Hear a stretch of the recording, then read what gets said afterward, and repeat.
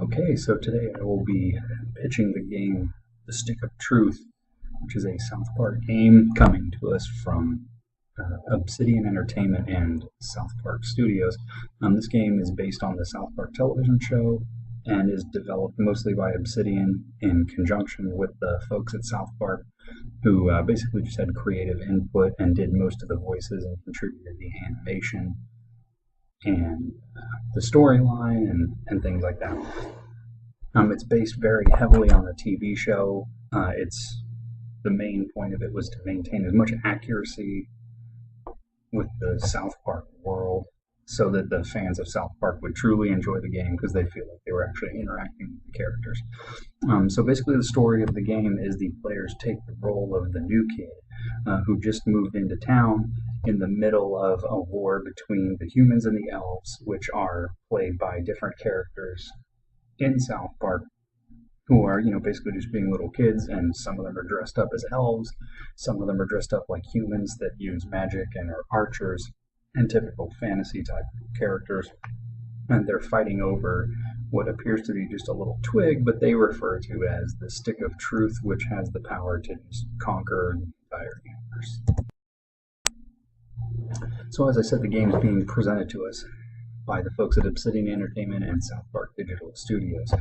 South Park Digital Studios is a new studio that was developed by Trey Parker and Matt Stone, the guys who started South Park and have made some other movies. And they approached Obsidian, who is now in turn approaching us to develop and publish this game and get it shipped out worldwide. Obsidian is one of the top developers in the world. They sell millions and millions of copies of pretty much every game they ever create. They've been around since 2003, so they're only about 11 years old. But in that time, they have been able to sell probably hundreds of millions of copies of games throughout their entire lifespan and are definitely a multi-billion-dollar company. Just to give you a little more about Obsidian, Obsidian Entertainment most recently at E3, which is the Electronic Entertainment Expo, last year in 2013, won 2 Best of E3 awards. One of them for their game Neverwinter Nights 2, Storm of Zahir. They won for the Best PC RPG, and for Alpha Protocol, which is the Best PS3 RPG. Now that's actually kind of a big deal because that's 2 RPG games in 1 year that won Best RPG on 2 different platforms. Other than that, you've only got Xbox and then a couple of other platforms like Wii and then smaller platforms. But other than Xbox, they won 2 of the 3 big platforms for RPGs. So that's a pretty big deal. That shows you that they make high quality games, to say the least. The very first game that they ever created, actually, in 2003, was the sequel to Star Wars Knights of the Old Republic. They made the Star Wars Knights of the Old Republic 2, The Sith Lords. The game was actually very, very well done. They made it for PC and for Xbox. It didn't come out on PlayStation. But the first game was really good.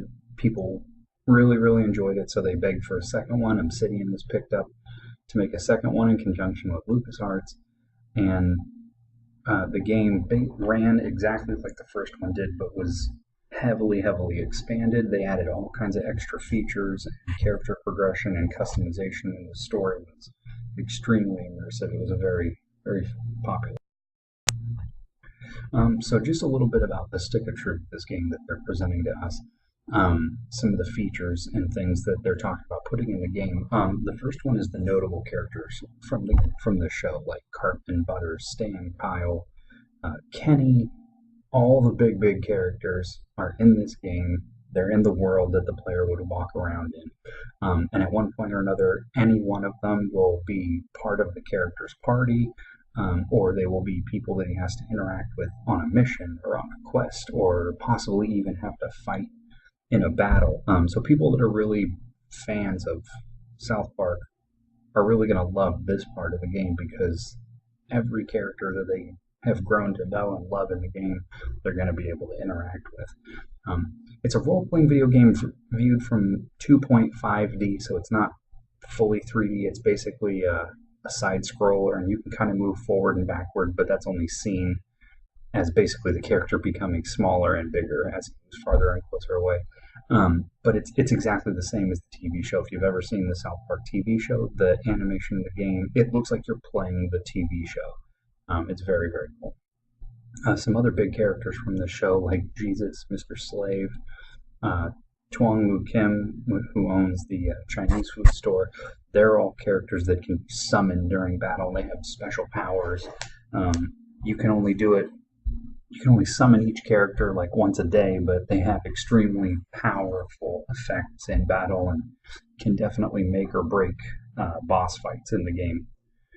Weapons and armor can be enhanced by using things called strap-ons, which are basically actually just stickers that they stick on the weapons. Examples are fake vampire teeth, bubblegum, or a Chupacabra claw. And they all have different effects in battle, like a vampire teeth sticker. You put that on your weapon, and every time you attack somebody with it, deal damage, you would gain health. The player has access to unlockable abilities that allow you to explore more. And what this means on the bullet point here is as you progress in the game and get to different parts of the storyline, you're going to open up these abilities that can be used in and out of battle. And one of these abilities can have effects that are just cosmetic, like you fart in your hand and throw it at another character, and yes, that's one of the abilities. And they'll cough and go, "Oh, you stink." But another one is sometimes you need to get past something, and until you have a certain ability, you won't be able to make it past, like, say, a person guarding the door. But if you cup and throw a fart in his face, he starts coughing, and then you can run by him real quick, or something like that. At the very beginning of the game, actually not the very beginning, but after you've created your character and you initially join the story of the game and you've met Eric Cartman and a couple of the other big characters, you get recruited into the human side of this war between the kids at South Park, and you get immersed into their world, and you are told to choose one of the 4 character archetypes or classes, and they're based on standard RPG, like old Dungeons and Dragons classes. One of the 4 classes you can choose from are Fighter, Thief, and Mage, which are standard fantasy types, and then the 4th one is the Jew, which is pretty expensive but funny. And the Jew has abilities like Jiu-Jitsu, but it's spelled Jew Jitsu, which is basically like an assassin or a ninja or something. What really sets this game apart from other games is that Trey Parker and Matt Stone, the creators of South Park, were very, very adamant when they approached Obsidian that the game needs to fully replicate the show's style in humor, in writing, setup of city, the animation, 2D, everything it needs to look like the show. The show was actually originally made in its first season, was actually cutouts of construction paper, and it was like still shot animation, so it was 1 frame at a time, and that was how the show was animated. As the show got more popular and they had a little bit more money, they were able to actually use CGI and computers to animate the show, but they made sure that it still looked like construction paper cutouts. So they wanted the game to maintain that authenticity. One cool thing that sets this game apart, other than typical fantasy class-based games, is that there's no limits on armor or weapons. And what that means is typically in fantasy games, a class like the Barbarian can wear all the types of armor because he's strong, but he can't use magic. A mage is limited to only like cloth or leather armor. Typically, a mage would actually only be like cloth. It's like the lowest armor possible. But they wield magic, and then archers can wear a little bit higher armor and use middle weapons, and sometimes like elves can use a little bit of magic and stuff like that. So it's based on your class, you're limited on what types of armor and weapons you can have. So you very often will find things that you just can't use.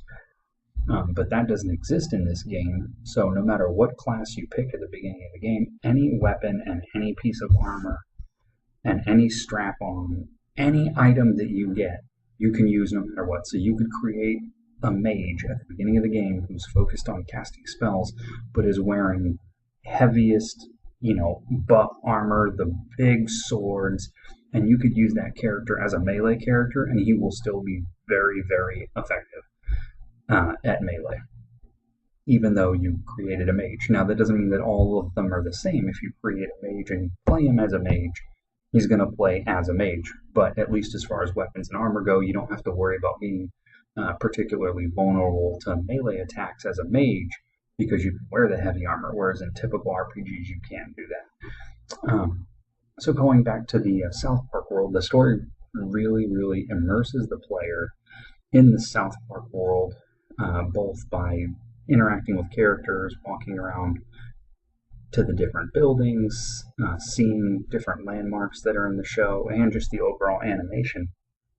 One of the reasons this happened is because the creators of South Park were very, very heavily influencing the game. They want to make sure that the game is made true to the show.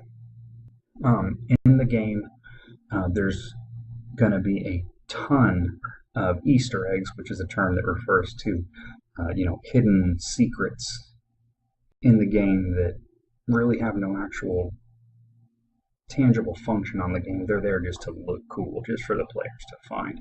And there are references to other games, movies, TV shows, South Park lore, and so on. And most games in the gaming industry these days really don't want to go over the top with their violence or their language or anything like that, because they don't want to deal with people suing them or stores not selling their game or selling less copies because it's so offensive that some people don't want to deal with it. But the creators of the game, Trey Parker, Matt Stone, just as they do in their TV show, they are going to do in this game, where all bets are off, the gloves are off. Anyone and everyone is fair game to be made fun of. There's no limits on the humor, on the vulgarity. It's really over the top. The platforms they're looking at releasing are the three major platforms. Is PC, but only on Steam. There's not going to be a PC version of the game that you can buy in the store. It's a digital download only through Steam, which definitely has its benefits. PS3 and the Xbox 360.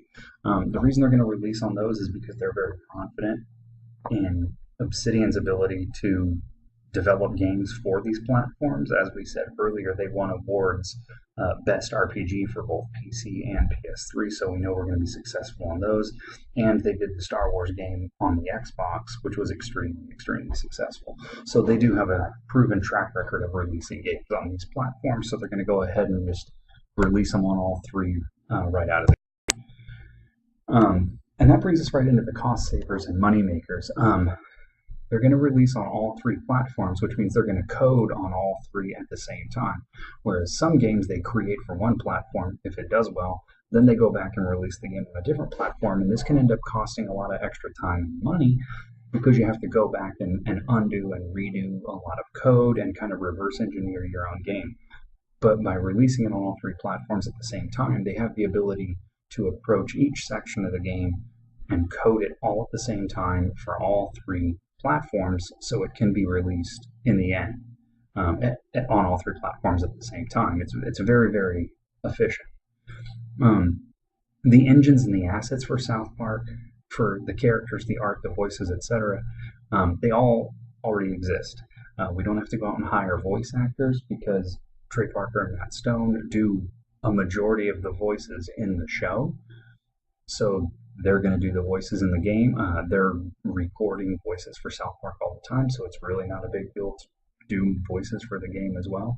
And a lot of the animation and the engines are already available and at Obsidian's disposal to create this game. Making money, it's going to be cross-promoted with the TV show and other established mediums through South Park. South Park is already a very, very famous television show, so it's going to be very easy for us to promote the game. On Comedy Central, South Park airs, and then once or twice during each commercial break, or not during each commercial break, but throughout the entire show, we can have a trailer or some kind of quick ad for Stick of Truth, and that will be very, very effective because you will be reaching exactly who your audience is. The people that we really want to target to buy this game are going to be the people watching. People that hate South Park aren't going to be sitting there watching South Park. So it's not like trying to shotgun blast out to an entire market and hope that it sticks with the right people, but that 60% of the people that you're showing your ad to don't care. In this case, the vast majority of the people that see your ad is going to be your target market segment. So, like I'm saying, the fan base is already established. So there's mediums where the show and other merchandise is already being promoted. So you can go ahead and just throw the ad for the game right in there. The major competition for the game, of course, like any other game, there's going to be competition. We're not going to say this game is going to be developed and it's going to be the only game on the market that's going to sell, so we're going to make millions of dollars. We do think it's going to be very successful, but there is some competition to take into account. Most notably, the PS4 and the Xbox One were released, and this can be kind of a problem because the game Stick of Truth is going to be developed for the PS3 and the Xbox 360, which are the predecessors to the PS4 and the Xbox One. Now, when these new generations of consoles come out, it's not uncommon for games to continue to be released for the previous consoles because the technology isn't out there to everybody that's developing games. It's still very new. They're still learning how to use it. They're still trying to come up with the money to switch all their software and their hardware over to work on these new platforms. And when these new consoles come out, a lot of people are already in the middle of development. So it's definitely not uncommon to see games coming out on these platforms. But when the new consoles come out, the players and the customers want to see games on these new consoles. So when you're continuing to release games on the previous consoles, you might run into a problem where the players want the new stuff and they may have sold their old console, so now they can't even buy it. Now, for PlayStation, this didn't used to be a problem. If you owned a PS3 and then a PS2 game came out, it wasn't a big deal because a PS3 was backwards compatible. All the Sony products up until now have been that way. The Xboxes have been hit or miss. This generation is the first time that a Sony platform is not going to be backwards compatible. So a PS4 can only play PS4 games. So this can be kind of a problem because we're talking about developing and selling a PS3 game right after the PS4 comes out. And with the PS4 not being backwards compatible, a lot of people are going to be trading in their PS3s for the PS4s. Or if they want to be able to play cool PS3 games like Stick of Truth, they have to keep two systems. And some people just can't or just won't do that. So that can be a problem. And there's going to be games coming out for these systems that are going to be big games that really, really capitalize on the technology. For these new consoles. Three big games that are projected to come out are Infamous Second Son, which is the third game in the Infamous series, which is a very, very popular, very successful franchise. Titanfall, which is expected to just be a huge, huge game for the PS4. And Thief, which is kind of similar in style to Assassin's Creed, but it's more of a ninja stealth thing than an old Renaissance assassin historical thing.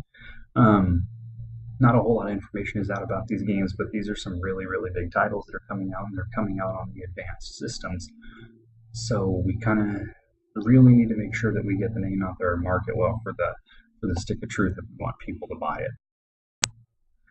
Our projected sales, despite these hurdles we just talked about, we've been doing some market research, and based on the success of the TV show, we think at the three major milestones, weeks 1, 3, and then 1 year, we project to sell 1 million copies the first week, hopefully 5 million, maybe 4 to 5 million copies the third week, and then 10 by the end of the first year. Now, this is the worldwide total across all three platforms. So in the first week, we're not necessarily expecting to sell 1 million copies on Xbox, 1 million on Steam, and 1 million on the PS3.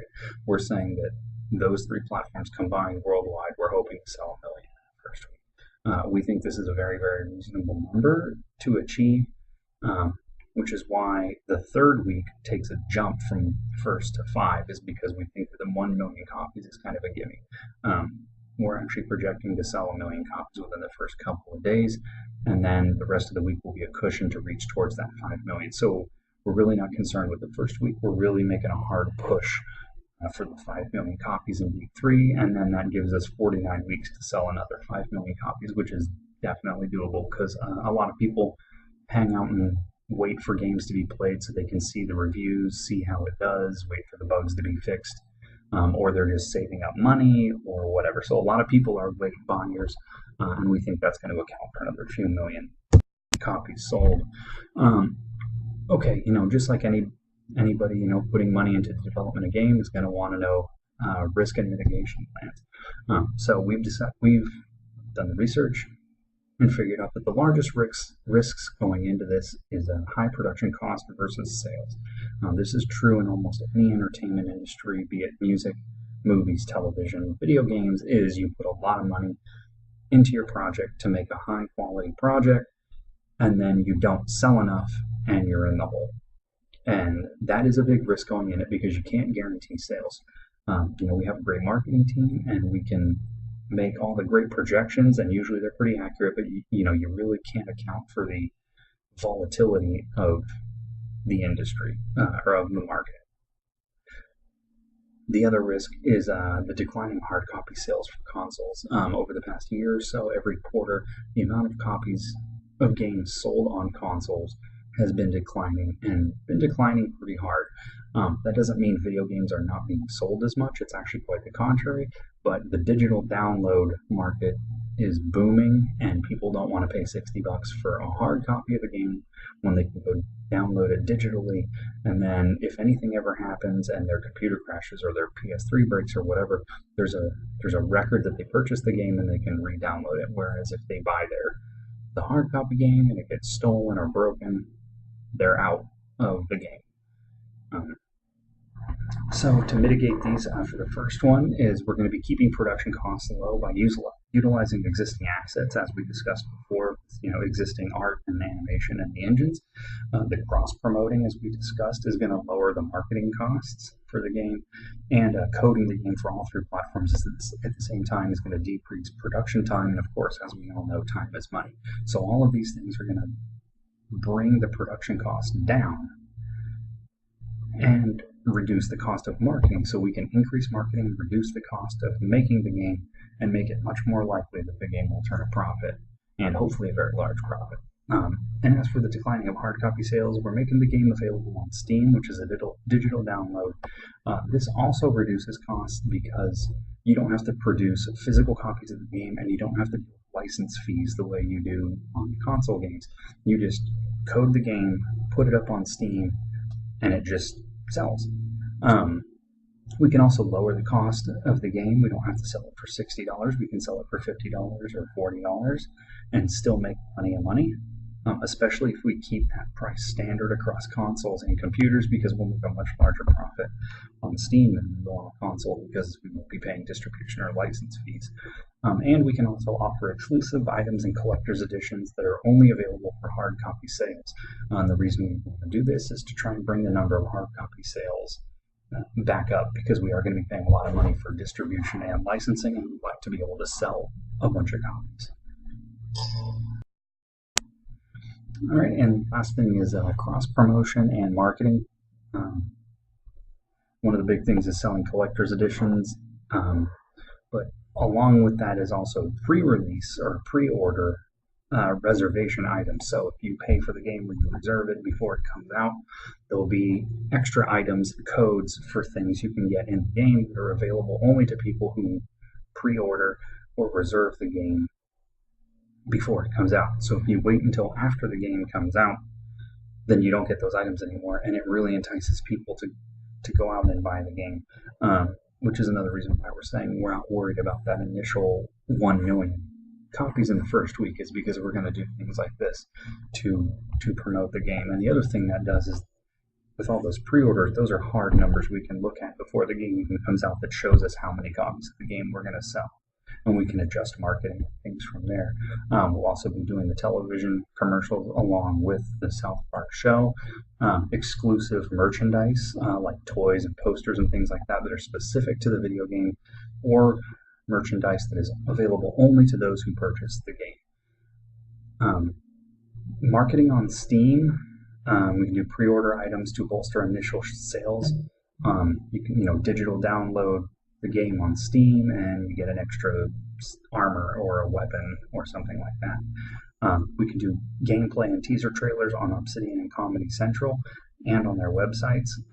We discussed the commercials earlier with South Park, but Obsidian is also going to want to make sure that the game sells a lot of copies, so they can put trailers up on their website, so people that are checking out other Obsidian games are going to end up seeing South Park. And like we said, Obsidian is a very successful company, so the likelihood of people seeing those videos is very high. And Comedy Central, this is more of the shotgun blast marketing that I was talking about before.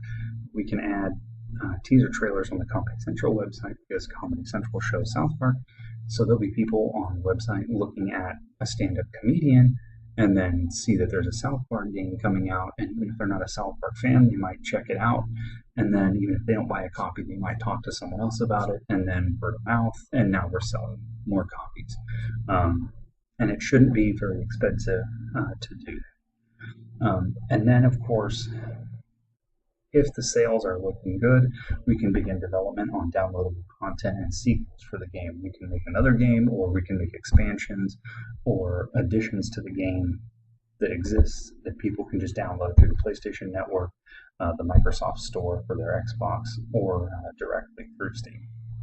So all in all, we think this is going to be a very, very successful game. There's definitely already a market base and a fan base out there for it. Pretty much all we need to do, we've got the developer that has a very, very good track record making the game. Pretty much all we got to do is make it happen, and just make sure that we market wisely, and the game will be extremely successful.